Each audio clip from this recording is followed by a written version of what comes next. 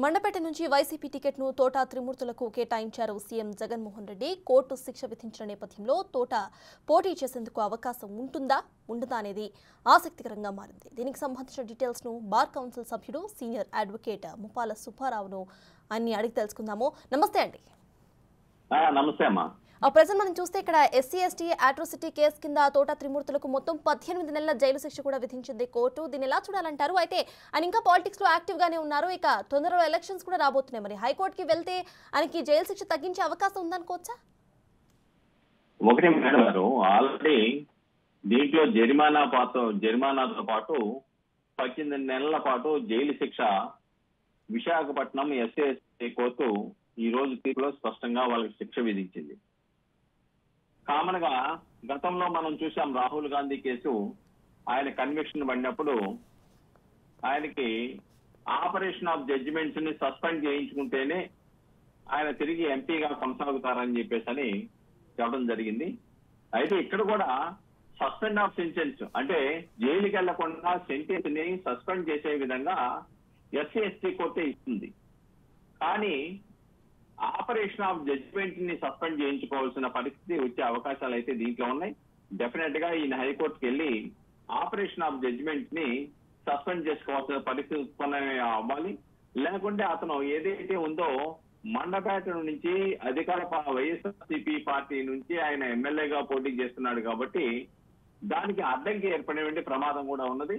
ఏదేమైనప్పుడు కూడాను ఈ పరిస్థితుల్లో ఎన్నికల సమయంలో ఒక అధికార పార్టీకి సంబంధించిన వ్యక్తి ఎమ్మెల్యేగా పోటీ చేస్తున్నప్పుడు ఆయన మీద దళిత యువకులకు శిరోమణనం చేసినటువంటి సంఘటన మీద ఆ రోజున రాష్ట్ర వ్యాప్తంగా పెద్ద ఎత్తున ఆందోళనలు జరిగాయి.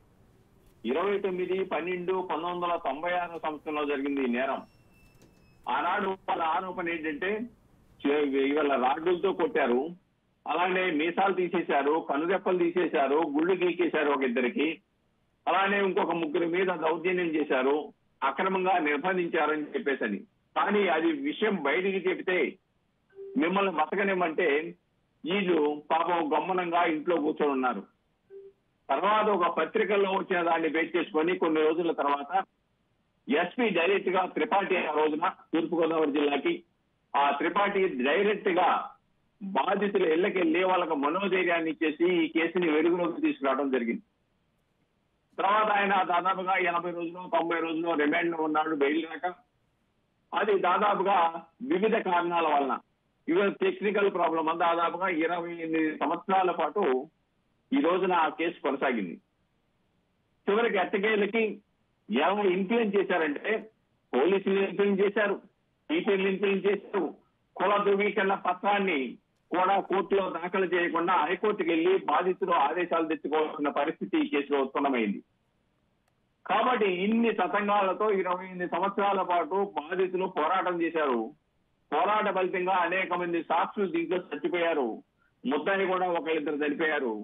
కాబట్టి చివరికి ఎట్టకేలకు 28 సంవత్సరాల అనంతరమైనా కానీ దళిత యువకులకి శిరోమణానికి గురైనటువంటి దళిత జాతికి ఒక మనోధైర్యాన్ని ఈ రోజు ఇచ్చిన తీర్పు ఇవ్వగలిగింది. ఎందుకంటే ఈ రోజు ఇచ్చిన జడ్జి గారు శ్రీధర్ గారు గతంలో కూడా వంకపల్లి కేసులో అనేక మంది ఆదివాసీ మహిళల మీద సామూహిక అత్యాచారం చేసిన సంఘటనలో కూడా దాంట్లో విచారణలో విఫలమైనప్పటికీ ఇన్వెస్టిగేషన్ ఆఫీసరు పోలీస్ ఆఫీసర్లు సక్రమంగా విచారణ జరగకపోయినప్పటికీ ఆ బాధితులకు ఒక్కొక్కరికి ఆదివాసీ మహిళలకి 7 లక్షల రూపాయల చొప్పున నష్టపరిహారం ఇవ్వమని విచారణాధికారి ఎవరైతే సక్రమంగా విచారణ జరపకుండా కేసులు నీరు కాచారో వాళ్ళ మీద విచారణ జరిపి చట్టపరమైన చర్యలు తీసుకోమని ఆదేశించారు ఇదే జడ్జి. కాబట్టి ఆ జడ్జి ఈ రోజున ఇది ఒక రెండవ సెన్సేషన్ కేసు, రాష్ట్ర వ్యాప్తంగా సంచలనం కలిగిన ఈ కేసులో ఆయన తీర్పు చెప్పారనే విషయాన్ని ఇక్కడ మనం గమనించాలి మేడం గారు. ఏదేమైనప్పుడు కూడాను తోట త్రిమూర్తులకి ఈ రోజు తీర్పు పెద్ద ఎదురు దెబ్బగా దళిత జాతి మొత్తం కూడా ఆయనకి వ్యతిరేకంగా ఉండే పరిస్థితులు ఉత్పన్నమని కాబట్టి అధికార పార్టీ కూడా అతన్ని కొనసాగించాలా లేదా అని ఆలోచించాలని సందిగ్ధ పరిస్థితుల్లో ఈ రోజున ఈ తీర్పు వెలువడిందనే విషయాన్ని ఇక్కడ మనం గమనించాలి మేడం గారు. ఎగ్జాక్ట్లీ సుబ్బారావు గారు. అయితే ఈ కేసుని ఇంకాస్త క్షుణ్ణంగా పరిశీలిస్తే మనకు అర్థమైంది ఏంటంటే మొత్తం 148 సార్లు అయితే ఈ కేసు అంటే వాయిదా పడుతూ వచ్చింది. అయితే ఇప్పుడు 28 ఏళ్ల తర్వాత ఒక శిక్ష అనేది అయితే పడింది. అయితే ఇప్పుడు హైకోర్టుకి వెళ్తే హైకోర్టు ఈ కేసుని ఎట్లా తీసుకునే అవకాశం ఉందనుకోవచ్చు?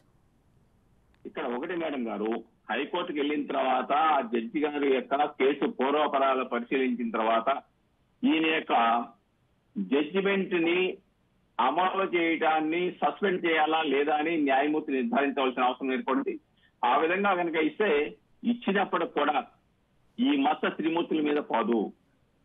ఈ రోజున మండపేటలో నుండి దళితులు ఈ తీర్పు వచ్చిన తర్వాత శిరోమండనం కేసు నిర్ధారణ అయిన తర్వాత వాళ్ళలో కూడా ఒక ఆలోచన ఏర్పడుద్ది. డెఫినెట్ గా ఈ తీర్పు ఆయన ఎన్నికకు గాని ఆయన ప్రచారానికి గాని అడ్డంకిగా ఏర్పడే ప్రమాదం ఉత్పన్నమైందనే విషయం అయితే వాస్తవం మేడం గారు. అయితే అట్ ద సేమ్ టైం ఇవాళ వచ్చిన తీర్పులో మొత్తం 2 సెక్షన్ల కింద కేసు నమోదు చేశారు. ఒకటి 18 నెలల జైలు శిక్ష, ఇక మరో సెక్షన్ కింద మొత్తం 6 నెలల జైలు శిక్ష, అంటే మొత్తంగా 2 ఏళ్ల జైలు శిక్ష అయితే పడిందని మనం అనుకోవచ్చు. అయితే ఒక నేరానికి 2 సెక్షన్ల కింద ఇట్లా ఒక శిక్ష పడే అవకాశం ఉందనుకోవచ్చా? అంటే దీంట్లో మేడం గారు, దీంట్లో 342, 324, 506, రెడ్ వేస్ 34 ఐపీసీ కింద, అలాగనే ఎస్సీ ఎస్టీ అత్యాచార నిరోధక చట్టం సెక్షన్ 3(3) కింద మరియు 3 సబ్ క్లాస్ 10 కింద ఈ కేసు నమోదు చేయబడింది. కాబట్టి దీంట్లో ఉన్న ప్రతి సెక్షన్ కి వివిధ రూపాల్లో సెక్షన్ నిర్ధారించబడింది. కాబట్టి ఆ యొక్క సెక్షన్ల ప్రకారం వేరుగా ఈసారి ఇచ్చినప్పుడు ఏమవుతుందంటే వేరు సెక్షన్లు ఇచ్చినప్పుడు కూడా కాన్కరెంట్ గా, అంటే 2 ఒకే సమయంలో శిక్షణ అనుభవించాలనేది దాంట్లో పొందుపరుస్తారు మేడం గారు. ఎగ్జాక్ట్లీ. అయితే ఆయన మీద శిక్ష పడింది కాబట్టి ఇప్పుడు తక్షణం పోలీసులు ఆయన వెళ్ళి అరెస్ట్ చేసే అవకాశం ఉందనుకోవచ్చండి? లేదు మేడం గారు, ఎందుకంటే ఇమీడియట్ గా అదే తీర్పు చెప్పిన కోర్టుకే ముద్దాయి యొక్క శిక్షని 1 నెల పాటు సస్పెండ్ చేయండి, మేము హైకోర్టుకి వెళ్లిపోయి దాని మీద ఆదేశాలు తెచ్చుకుంటామని అంటే జామీదారులను పెట్టేసి దాని మీద ఆయన్ని రిలీజ్ చేయొచ్చు, సస్పెండ్ చేయొచ్చు, ఇచ్చినటువంటి సెంటెన్స్ ని సస్పెండ్ చేసేటువంటి అవకాశాలు ఉన్నాయి. ఆ విధంగా అదే కోర్టు ఇవ్వడానికి అవకాశం ఉంది. తర్వాత వితిన్ 1 month లో హైకోర్టుకి వెళ్లిపోయి సస్పెన్షన్ తో పాటు ఆపరేషన్ ఆఫ్ జడ్జిమెంట్ ను కూడా రద్దు చేయించుకోవాలి.